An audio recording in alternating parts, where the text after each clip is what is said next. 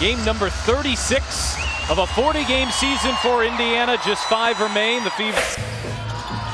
Boston gets it back to Clark. Sidesteps Howard. She will launch and knock down a three. The Atlanta Dream had a 16-point lead. They were cruising. Then Caitlin Clark and the Fever turned up the heat. What happened next left coach Tanisha Wright speechless. You won't believe how this game slipped away in the blink of an eye. Before we move on, I'd like to ask you a small favor. If you appreciate this content, please take a second to like this video and subscribe to the channel. Over 98% of you watch the videos without subscribing. It costs you nothing, but it makes a huge difference to us.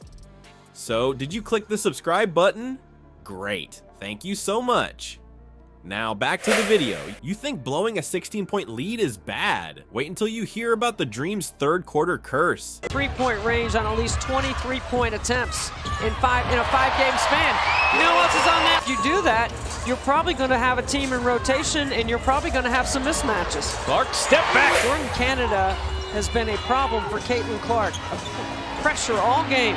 Clark, a problem for... It's like they forget how to play basketball for 12 minutes straight. But why does this keep happening? Picture this. The Atlanta Dream struts into the third quarter feeling on top of the world. They've got a comfortable 16-point lead, and everything seems to be going their way. The fans are buzzing, the energy is electric, and victory feels like it's just around the corner. But then, something shifts. For a shot, off the screen, lobs it Boston.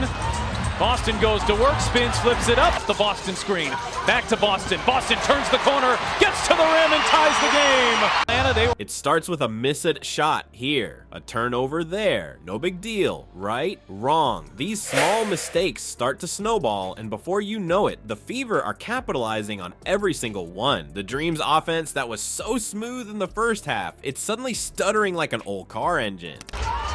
Inside they feed Boston. It's Kubai on her. Boston backing in, turning, and gets deep with it. Mitchell inside. Good find, Benley. Cross court. Pass hole is open and hits a three. But here's where it gets really wild. Caitlin Clark and the Fever smell blood in the water. They're not just chipping away at the lead. They're taking a sledgehammer to it. Clark's pinpoint passes are finding teammates left and right, and the Dream's defense looks like they're playing in quicksand. You know what's even crazier? This isn't some freak occurrence. The Dream's third quarter struggles have been haunting them all season long. It's like clockwork. They come out strong, build a lead, and then poof! It all disappears faster than free pizza at a college dorm. Let's break it down. The Dream's offense starts to sputter. Those shots that were falling earlier, now they're clanking off the rim like there's a lid on the basket. Clark looking for a shot. Off the screen, lobs it Boston. Boston goes to work, spins, flips it up. Canada will hoist. And the Fever overcome a 16-point second half deficit. And don't even get me started on the turnovers. It's like they're handing out free basketballs to the Fever. But it's not just the offense. The Dream's defense decides to take an early vacation too. Suddenly, they can't stay in front of anyone. Clark and her teammates are slicing through the lane like it's not even there. It's basketball ballet, and unfortunately for the Dream, they're the clumsy dancers tripping over their own feet. Now, you might be thinking, okay, so they had a bad quarter. It happens, right? But here's the kicker. This third quarter struggle isn't new for the Dream. It's a pattern that's been haunting them all season, but why can't they shake it off? Is it a conditioning issue? Do they need to switch up their halftime routine? Or is it all in their heads? Whatever it is, it's costing them games, and this one against the Fever might just be the most painful example yet. Think about it. You work hard to build a 16-point lead. You're feeling good, thinking you've got this game in the bag. And then in just 12 minutes, it all comes crashing down. That's not just frustrating, it's downright demoralizing. But here's the million-dollar question. How do you fix a problem like this? It's not like the Dream doesn't know it's happening. They've got to be aware of this third quarter curse by now. So what's the solution? More intense practices, mental conditioning, a halftime dance party to keep the energy up. Think Caitlin Clark is just another rookie? Think again. She just schooled a whole team of pros, and it wasn't even close. The Atlanta Dream found out the hard way that this first-year phenom is anything but ordinary.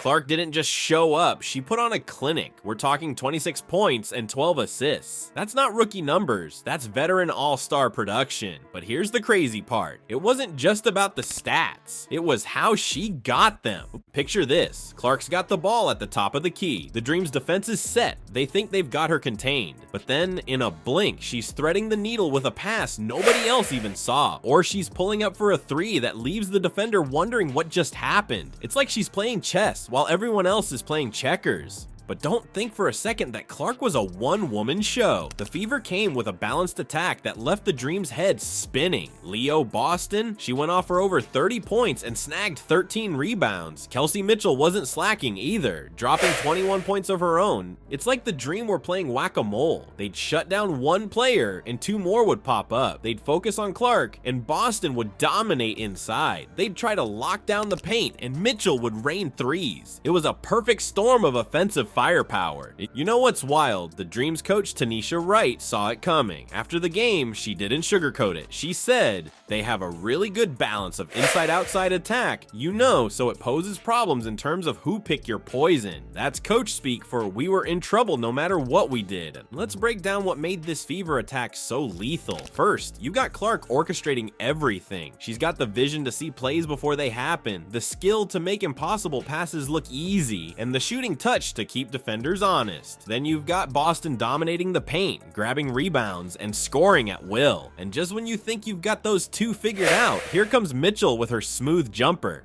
It's like trying to plug holes in a sinking ship. The Dream would make an adjustment, and the Fever would find a new way to attack. They'd focus on stopping the drive, and Clark would start dropping dimes. They'd try to take away the three-point line, and Boston would feast inside. But here's the thing that really sets Clark apart, her basketball IQ. She's not just making plays, she's reading the defense, anticipating their moves, and then countering. It's like she's got a cheat code for basketball. One minute she's setting up a teammate for an easy bucket, the next she's calling her own number and draining a clutch three. And let's not forget about the mental game. Blowing a 16-point lead is tough enough, but when you're watching a rookie dismantle your game plan, that's gotta be demoralizing. Every time the Dream thought they had an answer, Clark and the Fever had a new question. Caitlin Clark might have stolen the show, but Tanisha Wright stole the spotlight after the game. Her brutally honest take on the Dream's performance? It's the wake-up call that could turn their entire season around. You might think blowing a 16-point lead would leave a coach speechless, but not Tanisha Wright. She came out swinging with some hard truths that left everyone's jaws on the floor. Wright didn't sugarcoat anything. She looked at that loss straight in the eye and called it exactly what it was, a learning opportunity. We have to use this as an opportunity to continue to learn and grow, Wright said. That's not just coach speak, folks. That's a battle cry. Wright's not just talking about tweaking a few plays or running extra drills. She's talking about a complete mental overhaul.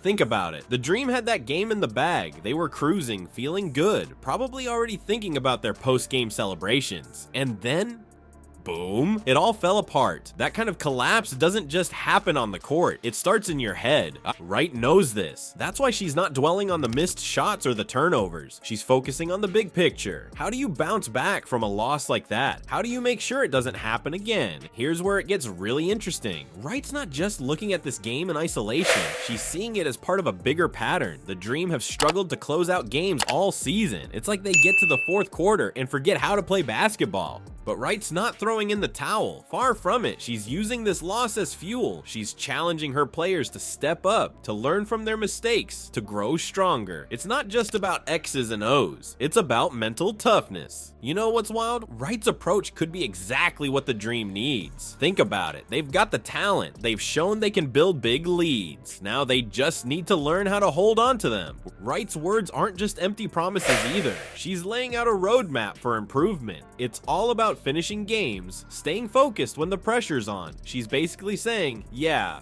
we messed up, but we're not going to let it define us. But here's the million-dollar question. Can the Dream actually do it? Can they take Wright's words to heart and turn things around? It's one thing to talk about bouncing back. It's another thing entirely to actually do it. That's where Wright's leadership comes in. She's not just talking the talk, she's walking the walk. After the game, she was already looking ahead.